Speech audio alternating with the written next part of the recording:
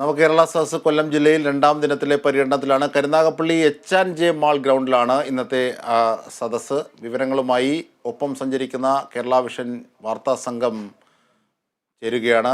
അമൽനാഥ് പാടിച്ചാൽ ഞങ്ങളുടെ പ്രതിനിധി. അമൽ, എന്തൊക്കെയാണ് ഈ കരുനാഗപ്പള്ളിയിൽ രണ്ടാം ദിനം എന്ന് തുടങ്ങുമ്പോൾ?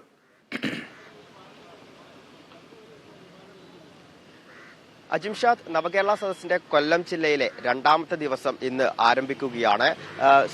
സമാനമായ രീതിയിൽ തന്നെ, അതായത് മറ്റ് ദിവസങ്ങൾക്ക് സമാനമായ രീതിയിൽ തന്നെയാണ് ഇന്നത്തെ പര്യടന കാര്യങ്ങളൊക്കെ തന്നെയുള്ളത്. രാവിലെ പ്രഭാത യോഗം ഈ ബീച്ച് റോഡിലാണ്, ബീച്ച് റോഡിലെ ഓർക്കിഡ് ഓഡിറ്റോറിയത്തിലാണ് നിലവിൽ നടന്നുകൊണ്ടിരിക്കുന്നത്.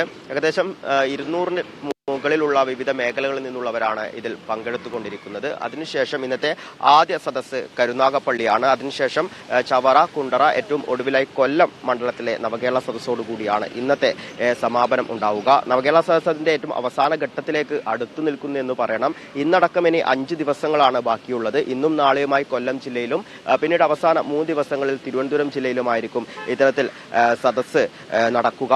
അതേസമയം തന്നെ ഈ കൊല്ലം ജില്ലയിൽ ഇന്ന് നവകേരള സദസ്സ് നടക്കുന്ന മണ്ഡലങ്ങളിൽ കരുനാഗപ്പള്ളിയും കുണ്ടറയും കോൺഗ്രസിന് വലിയ ആധിപത്യമുള്ള ഒരു മണ്ഡലങ്ങളാണ്. ഇവിടെ നിലവിൽ ഇപ്പോൾ പാർട്ടി ഏറ്റെടുത്തു, അതായത് CPM-ന്റെ നേതൃത്വത്തിലാണ് സദസ്സ് നടക്കുക. ഒപ്പം തന്നെ പ്രത്യേകിച്ച് ഈ കൊല്ലം ജില്ലയിലെ പ്രത്യേകത എന്ന് പറഞ്ഞാൽ ഈ കോൺഗ്രസിൽ നിന്നും ഇടഞ്ഞു നിൽക്കുന്നവരെ ഏറ്റവും കൂടുതലായി ഈ നവകേരള സദസ്സിന്റെ ഭാഗമാക്കുക എന്നൊരു ലക്ഷ്യം കൂടിയാണ് നിലവിൽ ഇവിടുത്തെ സംഘാടന മികവിന്റെ ഭാഗമായുള്ള പ്രധാന കാര്യം എന്നതും കൂടി സൂചിപ്പിക്കേണ്ടിയിരിക്കുന്നു. അതുതന്നെയാണ് ഇവിടെ ലക്ഷ്യം വെക്കുന്നതും. ഇത്തരത്തിൽ കഴിഞ്ഞ ദിവസം, അതായത് ആദ്യ ദിവസം കൊല്ലം ജില്ലയിൽ മികച്ച രീതിയിൽ തന്നെയായിരുന്നു നവകേരള സദസ്സ് മുന്നോട്ട് പോയിക്കൊണ്ടിരുന്നത്.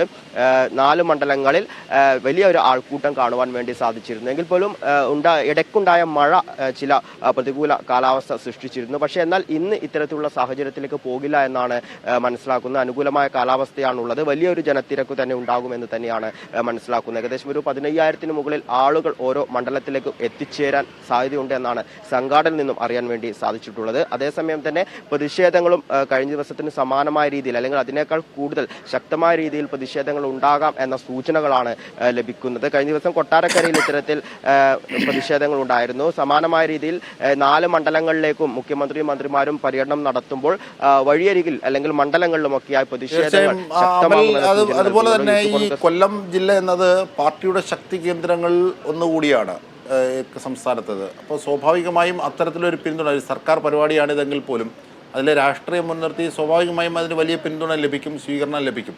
ഈ പ്രതിഷേധങ്ങൾ കൊല്ലത്ത് എങ്ങനെയാണ് ഉള്ളത് യൂത്ത് കോൺഗ്രസിൻ്റെ ഒക്കെ ഭാഗത്തുനിന്ന്? പിന്നീട് കശുവണ്ടി, കയർ മേഖലകൾ, അങ്ങനെ പരമ്പരാഗത മേഖലകൾ നിരവധിയുള്ള പ്രദേശമാണ്. അതിൻ്റെ പുരോഗതിക്കായിട്ടുള്ള ഇടപെടലുകൾ നവകേരള സദസ്സിൽ ഉയർന്നു വരുന്നുണ്ടോ? അത്തരത്തിലുള്ള വിവരങ്ങൾ കൂടി.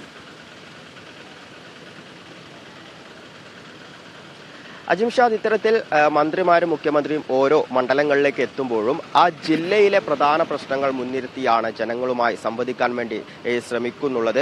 ഇപ്പോൾ കേന്ദ്ര സർക്കാരിനെയും ഗവർണർക്കും ഒക്കെ എതിരെയുള്ള ആരോപണങ്ങൾ ഉന്നയിക്കുന്നുണ്ടെങ്കിൽ പോലും അതേ പ്രാധാന്യത്തോടെ കൂടി തന്നെയാണ് ജില്ലയിലെ പ്രശ്നങ്ങൾ കൂടി സംസാരിക്കുന്നത്. അങ്ങനെ സംസാരിക്കുമ്പോൾ കൊല്ലം ജില്ലയിലേക്ക് വന്ന സാഹചര്യത്തിൽ ഇത്തരത്തിൽ കശുവണ്ടി മേഖലയിലും ഒപ്പം തന്നെ കയർ മേഖലയിലുമുള്ള വികസന നേട്ടങ്ങൾ, സർക്കാരിന്റെ ഭാഗത്തുണ്ടായ വികസന നേട്ടങ്ങൾ, ഇനി എന്തൊക്കെ കാര്യങ്ങൾ ഈ മേഖലയിൽ കൊണ്ടുവരാമെന്ന തരത്തിലുള്ള കാര്യങ്ങളൊക്കെ തന്നെയാണ് ഇവർ മന്ത്രിമാരും മുഖ്യമന്ത്രിയും ഇത്തരത്തിൽ ജനങ്ങളുമായി സംവദിച്ചു കൊണ്ടിരിക്കുന്നത്. അതേസമയം തന്നെ ഇപ്പോൾ സൂചിപ്പിച്ചതുപോലെ തന്നെ പ്രതിഷേധങ്ങളുടെ കാര്യം എടുത്തു നോക്കുകയാണെങ്കിൽ ഇതിനു മുന്നേയുള്ള പത്തനംതിട്ട ജില്ലയിലാണെങ്കിലും ആലപ്പുഴ ജില്ലയിലുമാണെങ്കിലും ശക്തമായ രീതിയിലുള്ള പ്രതിഷേധങ്ങളായിരുന്നു കാണുവാൻ വേണ്ടി സാധിച്ചത്.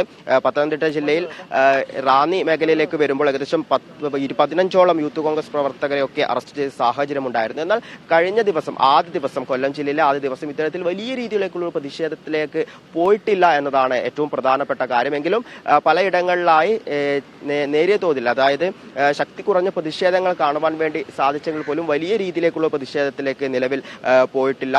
അജിംഷാ സൂചിപ്പിച്ച പോലെ തന്നെ ഇടതുപക്ഷ പാർട്ടിക്ക് വലിയ രീതിയിലുള്ള സ്വാധീനമുള്ള ഒരു ജില്ല കൂടിയാണ്. അതേസമയം തന്നെ ഇന്ന് 4 മണ്ഡലങ്ങളിൽ ഇത്തരത്തിൽ സദസ്സ് നടക്കുമ്പോൾ അതിൽ 2 മണ്ഡലങ്ങൾ, അതായത് കരുനാഗപ്പള്ളിയും കുണ്ടറയും വലിയ രീതിയിൽ കോൺഗ്രസിനും സ്വാധീനമുള്ള മണ്ഡലങ്ങൾ തന്നെയാണ്. ഇവിടെ പാർട്ടി ഏറ്റെടുത്തുകൊണ്ടാണ് കാര്യങ്ങൾ നടത്തിക്കൊണ്ടിരിക്കുന്നത്. ഇവിടെ എത്തരത്തിലായിരിക്കും ആൾക്കൂട്ടം ഉണ്ടാവുക എന്നത് ഏറെ ശ്രദ്ധേയമായ ഒരു കാര്യമാണ്, അല്ലെങ്കിൽ ഉറ്റുനോക്കുന്ന കാര്യമാണ്. കഴിഞ്ഞ ദിവസം പരിശോധിക്കുകയാണെങ്കിൽ ഓരോ മണ്ഡലത്തിലേക്കും വലിയ രീതിയിലുള്ള ജനത്തിരക്കുണ്ടായിരുന്നു. പരാതി കൗണ്ടറുകളിൽ ഒക്കെ തന്നെയും ഏകദേശം 4000-ന് മുകളിൽ പരാതികളാണ് ലഭ്യമായിട്ടുള്ളത്.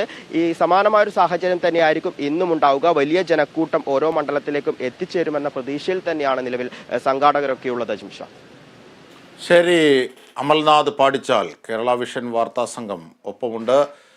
നവകേരള സദസ്സുമായി ബന്ധപ്പെട്ട വിവരങ്ങൾ തത്സമയം ജനങ്ങളിൽ എത്തിക്കാൻ നവകേരള സദസ്സിനൊപ്പം. എന്തായിരുന്നാലും കൊല്ലത്ത് ഇന്ന് കരുനാഗപ്പള്ളി മണ്ഡലത്തിലെ പ്രഭാതയോഗങ്ങൾ, തുടർന്നുള്ള നവകേരള സദസ്സിൻ്റെ സിറ്റിങ്ങുകളൊക്കെയാണ് വിവരങ്ങളും വിശദാംശങ്ങളുമായി ഞങ്ങളുടെ പ്രതിനിധി അമൽനാഥ് പാടിച്ചാൽ നൽകിയത്.